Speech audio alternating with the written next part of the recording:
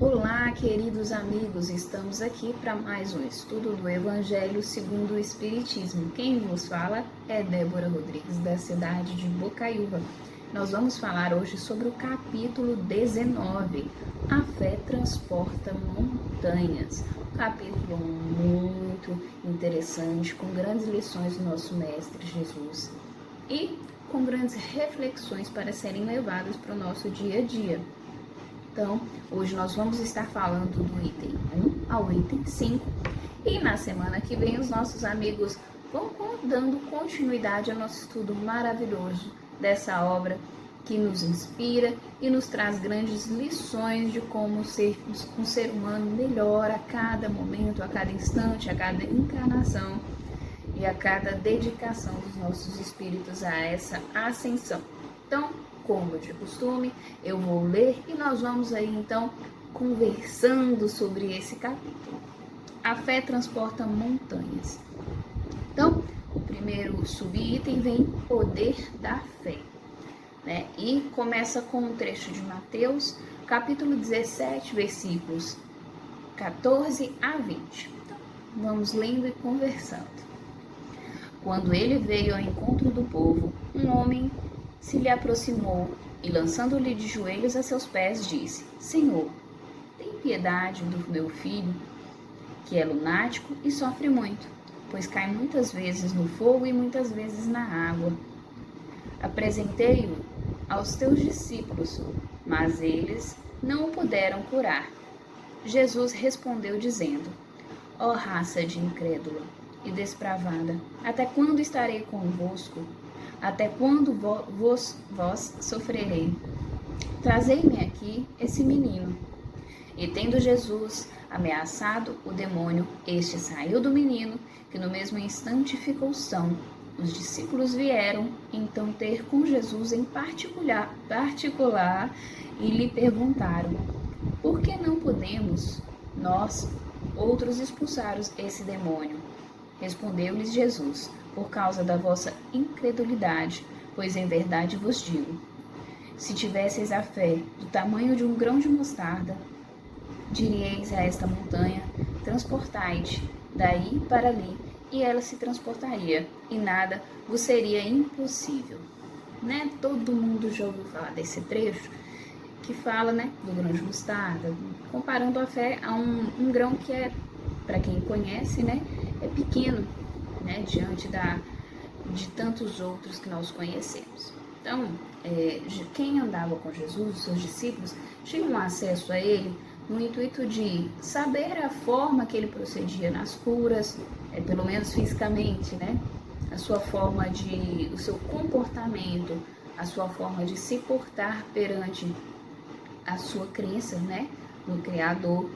Então, as pessoas acreditavam que os discípulos, assim como Jesus, também tinham poderes, que na verdade a gente descobre que é um magnetismo diferente, que poderia então curar aqueles que necessitavam.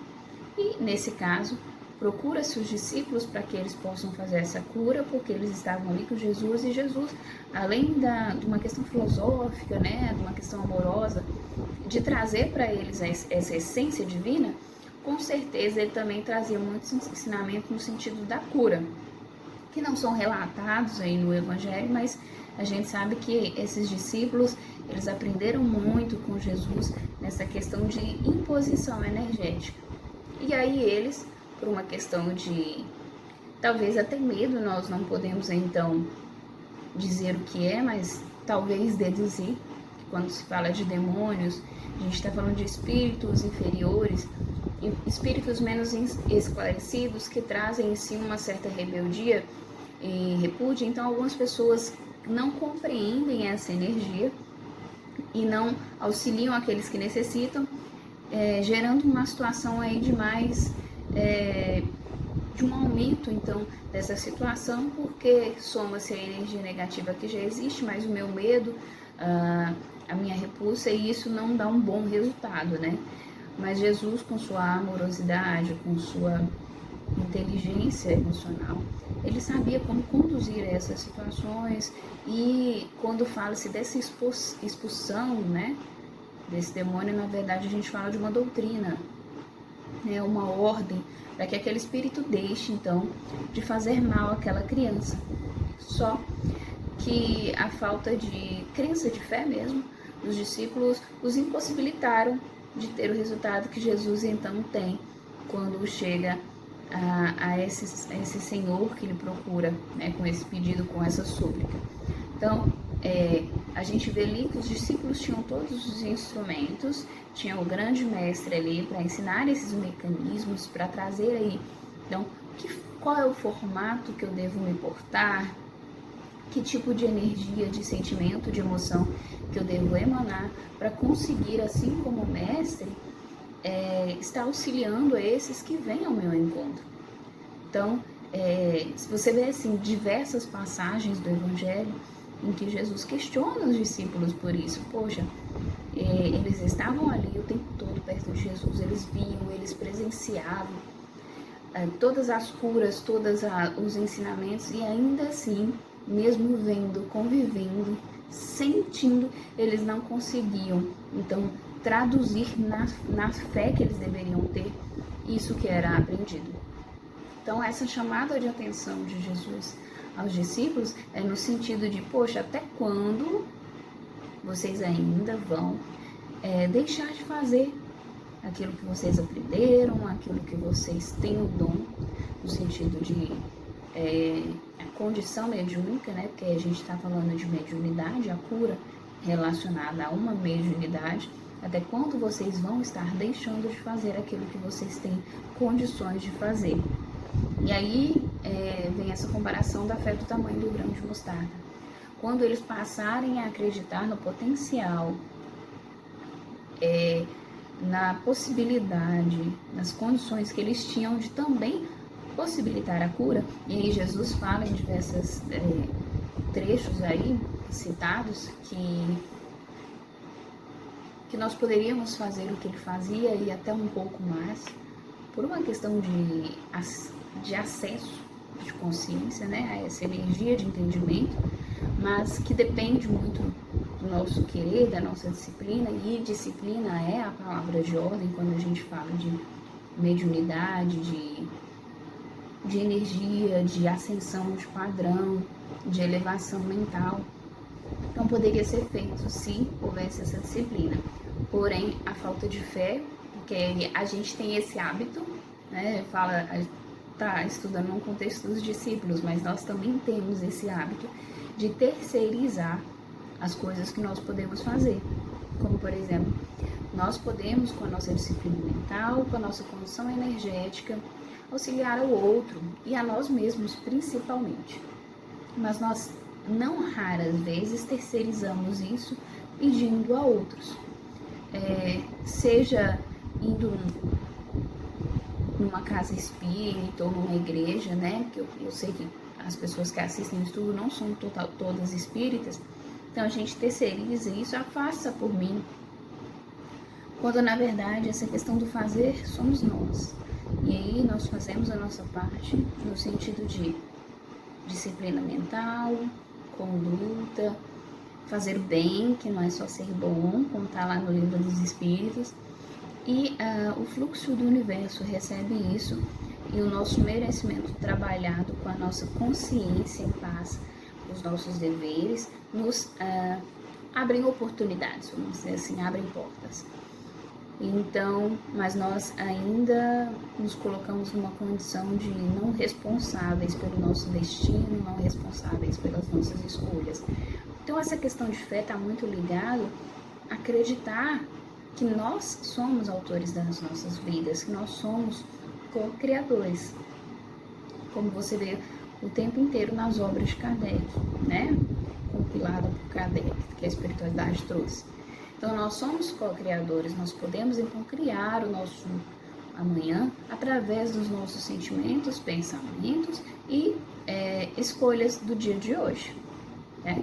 A gente sempre está colhendo algo que foi plantado por nós mesmos. E não seria diferente dessa questão da fé, dessa questão de acreditar, essa questão de acessar algo grandioso. Depende do nosso querer e até mesmo a cura do outro. Nós somos intermediários, todos nós somos médiuns, estamos nessa condição de intermediários da espiritualidade superior em prol dos encarnados e dos desencarnados que estejam numa condição menos favoráveis que a nossa. Então, nessa condição de intermediários, nós também temos nosso compromisso.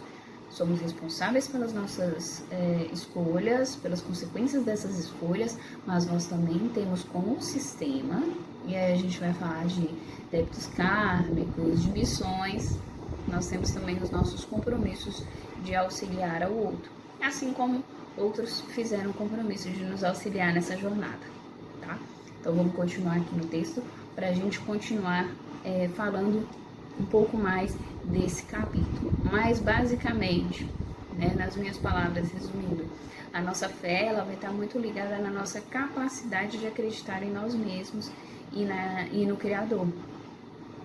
E aí nos enxergarmos como centelha divina.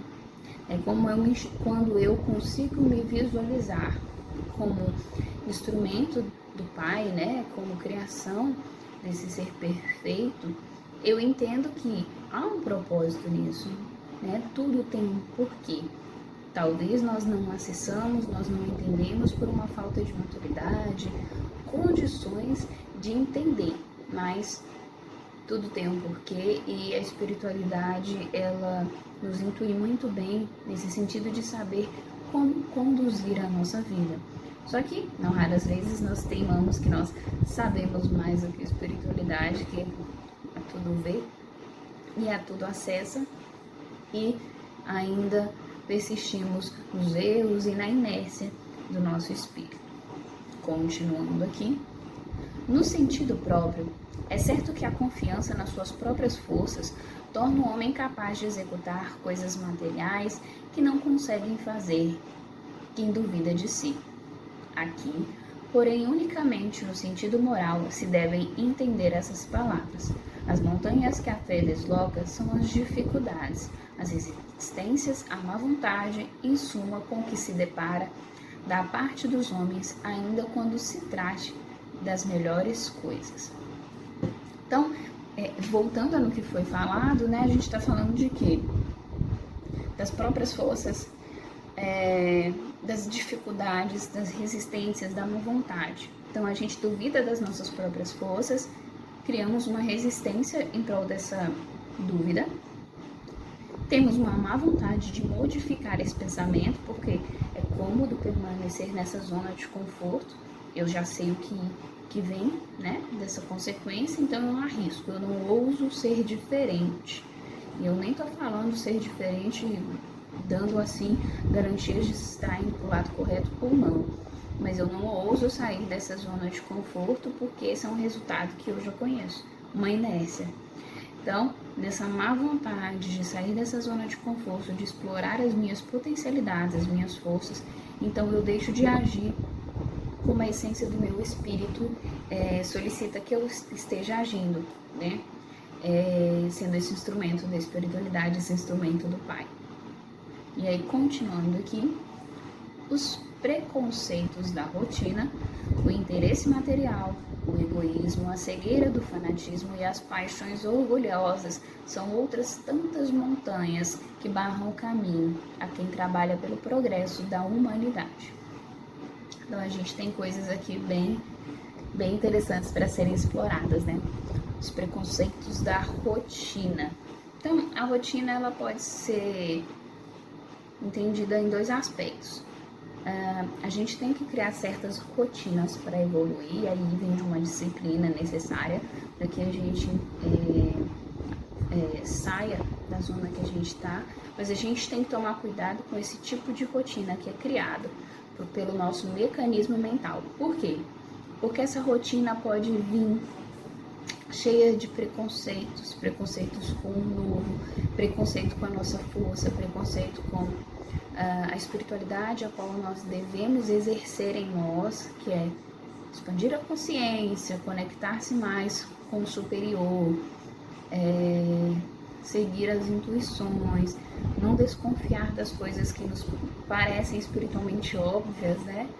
Então, esses preconceitos da rotina, ele está ligado a aqueles vícios que nós ainda mantemos como algo comum em nós, sem lutar contra eles. E vem aqui o interesse material. O interesse material vem no sentido que muitas vezes a gente deixa de agir em prol do nosso espírito e em prol da nossa natureza espiritual, da nossa evolução, por um conforto material. E talvez esse conforto material nem seja tão bom, mas é um conforto de algo que se conhece, zona de conforto. Então, a gente abre mão ali de uma ascensão espiritual em prol de um conforto de algo que se conhece. Isso aí pode estar ligado a um conforto material de apego, pode estar ligado a um conforto material financeiro, um conforto material de status social, de colocação no meio social, e dentre tantos. Então, assim, o apego material, ele não diz só do financeiro, ele traz diversas vertentes aí pra gente entender. O egoísmo, que por si só é aquela coisa de pensar em si e sem pensar no outro, e aí o egoísmo eu diria também que é um pensar em si de forma limitada e errônea, porque o egoísmo ele tá bem longe do amor próprio, bem longe aí desse autocuidado, né? Ele às vezes seria um sentimento até sem muita nobreza no aspecto de nobreza em si para comigo. O egoísmo muitas vezes ele não me leva a nenhuma elevação, porque eu fortaleço em mim a presença do ego, né? Eu coloco esse ego aí como algo grandioso, mas eu perpasso então aquela zona que eu poderia, até onde eu poderia ir, né? Eu tenho que me amar para me amar o próximo até o estágio 2, só que eu passo para o estágio 3, 4 aí com esse egoísmo, e nesse caminho do estágio 3, 4 eu vou pisando nas pessoas, nas circunstâncias e passando pela minha missão aí sem entender a essência real dela. A cegueira do fanatismo e as paixões orgulhosas. Então, fanatismos. A gente pode citar diversos fanatismos, né?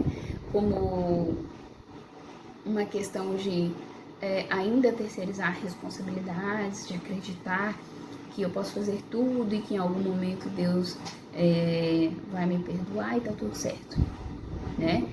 Então a gente acha que, ou também é um outro exemplo, que tudo eu posso fazer e que porque eu tenho uma condição para isso, uma condição espiritual para isso.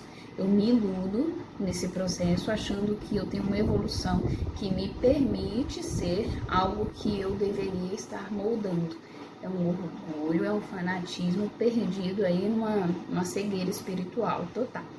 E eu deixo de observar outras questões tão importantes. A fé robusta dá a perseverança, a energia e os recursos que fazem se vençam os obstáculos, assim nas pequenas coisas que nas grandes. Então, a gente vai ver que a fé, né, como fala aqui, a fé dá a perseverança. Então, essa fé raciocinada, essa fé lógica, ela me faz entender a perseverança no bem, a perseverança no que é bom, no que é divino, no que é superior. Então, aí com essa fé, com essa perseverança, eu consigo então acessar energias e recursos que me auxiliam a vencer essas montanhas, esses obstáculos, acreditar em algo superior, no meu eu superior, né?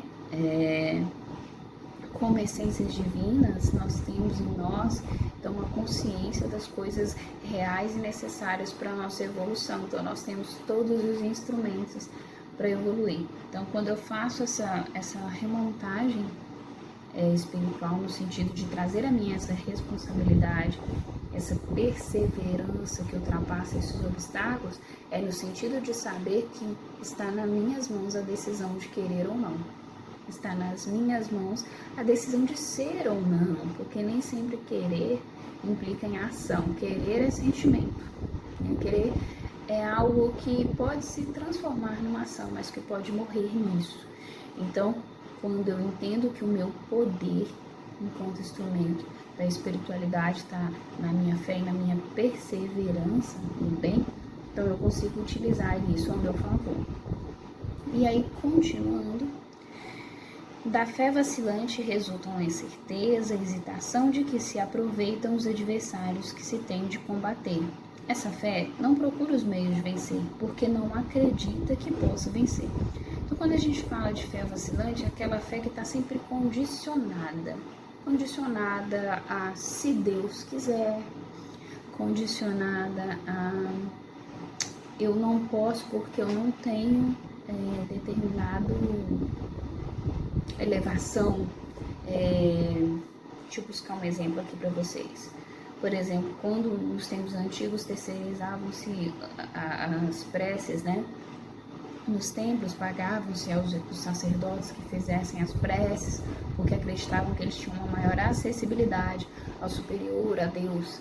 Então, a gente terceiriza algo que é nosso. Então, é uma fé vacilante. Você tem o poder, mas você dá ao outro, entre aspas. Você acha que o outro vai conseguir fazer isso porque ele detém de uma condição melhor ou porque você se inferioriza, achando que você não tem, então, aí, condições de estar chegando a essa situação. Né? Você se vitimiza, você minimiza suas potencialidades, vamos dizer assim, e a sua condição de ser a diferença na sua própria vida. Aí o item 3 começa assim: noutra acepção, entende-se como fé a confiança que se tem na realização de uma coisa, a certeza de atingir determinado fim. Ela dá uma espécie de lucidez que permite se veja em pensamento a meta que se quer alcançar e os meios de chegar lá, de sorte que aquele que a possui caminha, por assim dizer, com absoluta segurança, num como no outro caso, porque pode ele dar lugar a que se executem grandes coisas. Então, essa fé vai me possibilitar, né, essa acepção de fé, de confiança, de acreditar numa grande realização, ela vai me fazer criar mentalmente e fisicamente mecanismos para mim estar alcançando isso através do meu próprio esforço. Então, seja através de uma disciplina de prece, seja através de uma disciplina de conduta, de vencer os meus vícios, as minhas fraquezas morais ainda, fraquezas humanas, né, fraquezas espirituais. Então eu me disciplino porque eu crio mecanismos para que essa condição aconteça, porque a minha fé me faz visualizar essa possibilidade. Então a minha fé cria um roteiro. Olha, eu tenho fé que eu vou conseguir me formar. Tá, mas a minha fé sincera, a minha fé, ela sabe que eu vou me formar se eu me dedicar a um estudo, se eu me dedicar a uma rotina que me traga esse resultado. Então é dessa fé que a gente está falando, uma fé que cria no ser uma disciplina mental e espiritual. Ele acredita no resultado, mas ele sabe que ele tem um percurso a ser passado aí para que ele alcance esse resultado. Então ele racionaliza essa situação e consegue visualizar como ela de fato é. Vão haver percalços, vão haver situações alheias à minha vontade, sim, mas mesmo assim, de repente, com uma organização mental, até esses pequenos vacilos eles podem ser previstos e soluções podem estar sendo criadas, então, aí através dessa organização mental para fazer as coisas acontecerem. A fé sincera e verdadeira é sempre calma, faculta a paciência que sabe esperar, porque, tendo seu ponto de apoio na inteligência e na compreensão das coisas, tem a certeza de chegar ao objetivo visado. A fé vacilante sente a sua própria fraqueza quando a estimula o interesse, torna-se furibunda e julga suprir com a violência a força que lhe falece. A calma na luta é sempre um sinal de força e de confiança. A violência, ao contrário, denota fraqueza e dúvida de si mesmo. Então a gente vai entender que a fé verdadeira, sincera, é uma fé inteligente. Ela vai ter em si uma serenidade, uma calma. A calma no processo, a calma nas escolhas, a calma de saber que até a própria escolha em si tem um tempo de acontecer e um tempo certo de se tornar. E enquanto que essa fé vacilante, ela gera uma certa rebeldia, né? Poxa, eu sei que eu posso, que eu consigo, mas por que eu não consigo? Então você gera em você revoltas, porque só o outro consegue, porque só o outro chega lá, porque, mas pro outro também foi fácil.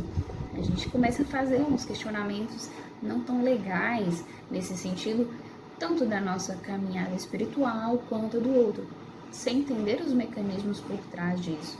Então, quando a serenidade ela vem sobre mim como algo muito forte, então eu vou percebendo que esse fluxo universal, que essas coisas tendem a um caminho de elevação espiritual, porque a própria condução é muito branda. E aí você fala assim, Débora, mas tem pessoas que em turbulência conseguem alcançar os seus objetivos, mas a turbulência dessas pessoas é um fator externo e não interno. Elas estão no estado de graça e certeza das suas ações. Então, por dentro, elas alimentam ali uma serenidade, uma calmaria de uma fé sincera, de alguém que está fazendo o que é certo, de alguém que está agindo da forma que se propôs, de alguém que está numa disciplina mental tão grande que os fatores externos, por mais que eles aconteçam, eles não fazem com que essa fé se abale, né? Eles não trazem uma rebeldia, uma violência interna e externa desse ser. Então, a gente pode medir aí esses dois fatores de fé sincera e verdadeira e de uma fé vacilante pelo aspecto do agente, da pessoa, né, que está exercendo essa fé, de maneira da forma com que ela se comporta perante as situações e as adversidades que ela passa aí durante a sua caminhada. Aí o item 4 fala assim: cumpre não confundir a fé com a presunção. A verdadeira fé se conjuga à humildade. Aquele que a possui deposita mais confiança em Deus do que em si próprio, por saber que simples instrumento da vontade divina, nada pode sem Deus, porque essa razão é que os bons espíritos lhe vêm em auxílio. A presunção é menos fé do que orgulho, e o orgulho é sempre castigado, cedo ou tarde, pela decepção e pelos malogros que lhe são infligidos. Então a gente vai entender essa fé aí, não confundida com a presunção, no sentido de eu tenho capacidade, sim, mas quem me deu essa capacidade? Quem me deu os instrumentos? Quem me possibilitou?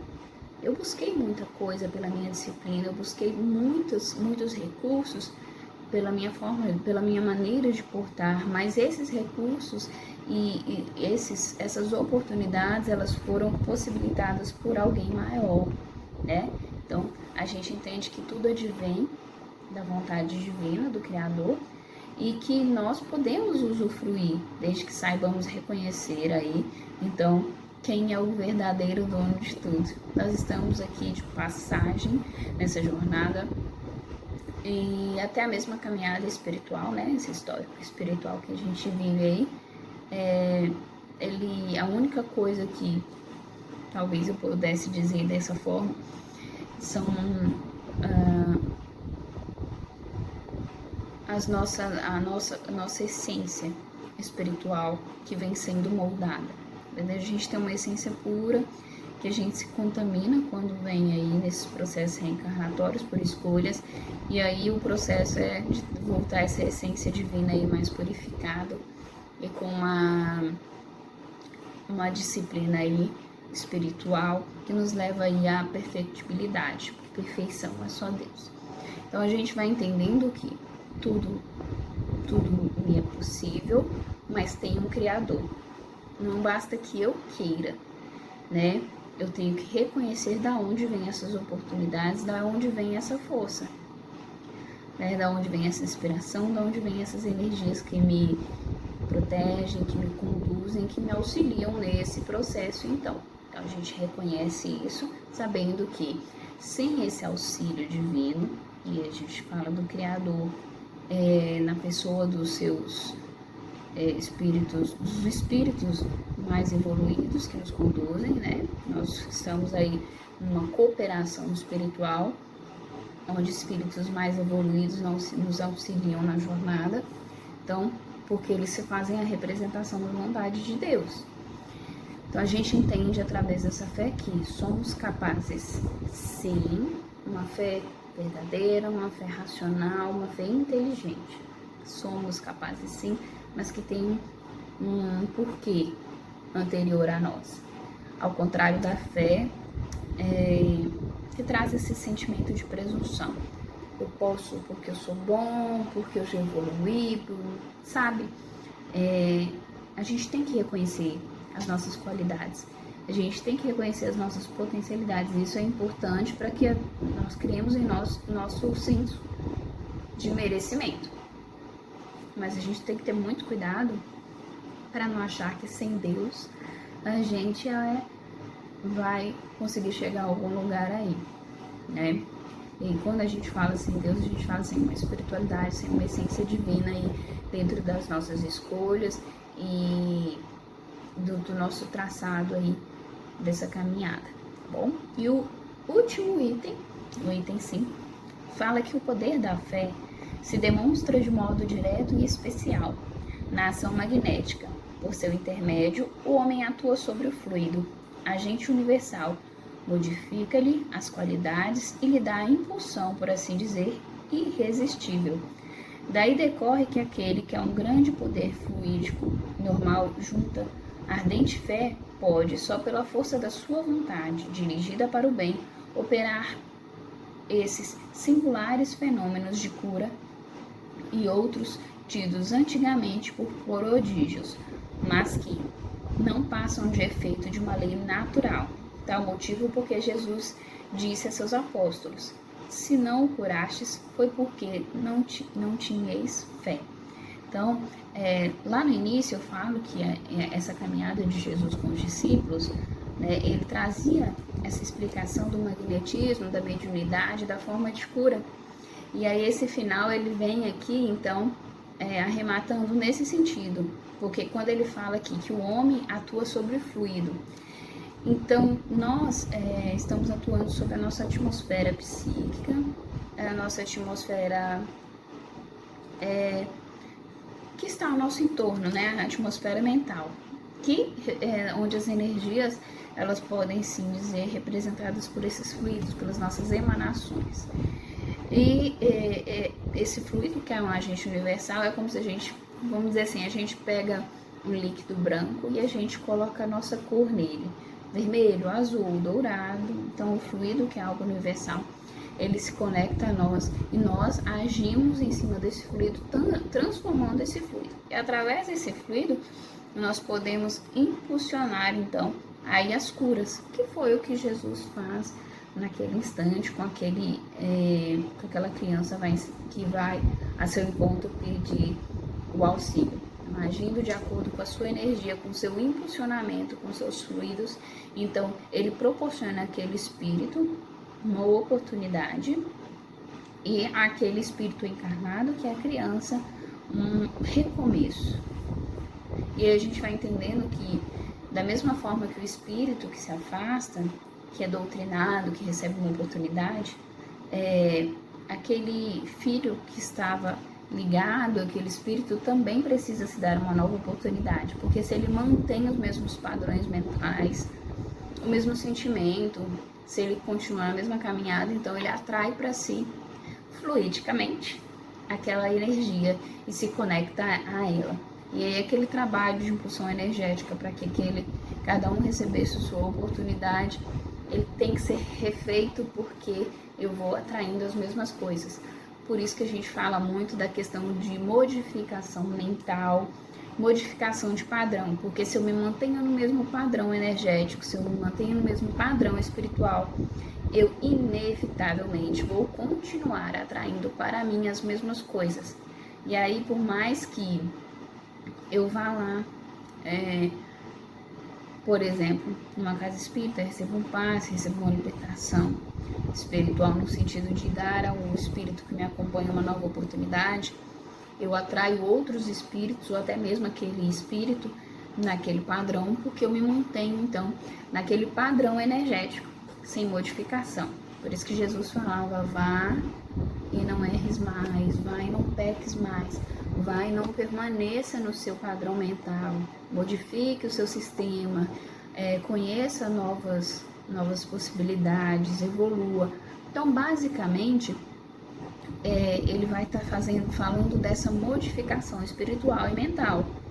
Se eu não tenho essa transformação, então não resolve para mim, pelo menos, né, de forma definitiva, não resolve para mim, então, esse impulsionamento energético, esse magnetismo, essa cura. Então, é um capítulo interessante, que merece, assim, ser lido com muita calma, com muita cautela, anotados os pormenores e estudado com conexão a outras passagens bíblicas, porque quando a gente fala de fé, a gente está falando de um instrumento muito poderoso. Fé é vontade, fé é crença, é impulsionamento mental a algo.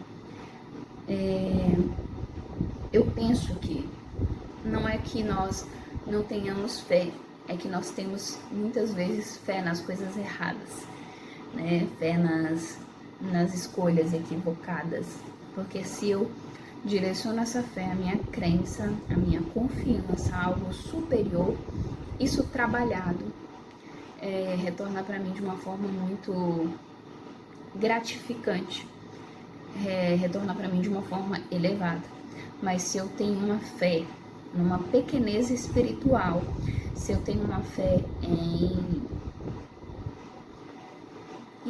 que eu não alcançarei determinadas situações por uma ausência de merecimento, então essa minha fé me direciona a algo não produtivo e me faz me manter na inércia espiritual que eu me encontro.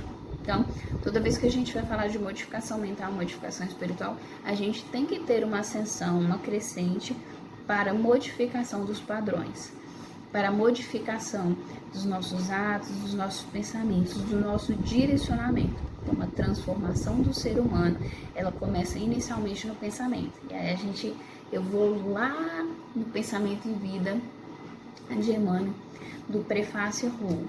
A roubo, assim, no sentido figurativo. Vou lá e pego emprestado a fala dele, que fala que o pensamento cria a vida que nós procuramos.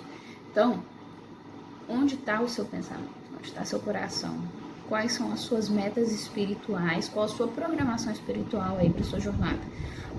Não, vou continuar indo na casa espírita, faço minhas preces e vou vivendo minha vida. Ou não, eu vou fazer uma autoanálise, vou criar os meus propósitos, vou ver em quais erros que eu ainda estou persistindo nessa caminhada, quais os vícios que meu espírito ainda alimenta, e aí a partir disso eu vou criar estratégias, porque a gente tem que criar estratégias para evolução, tá?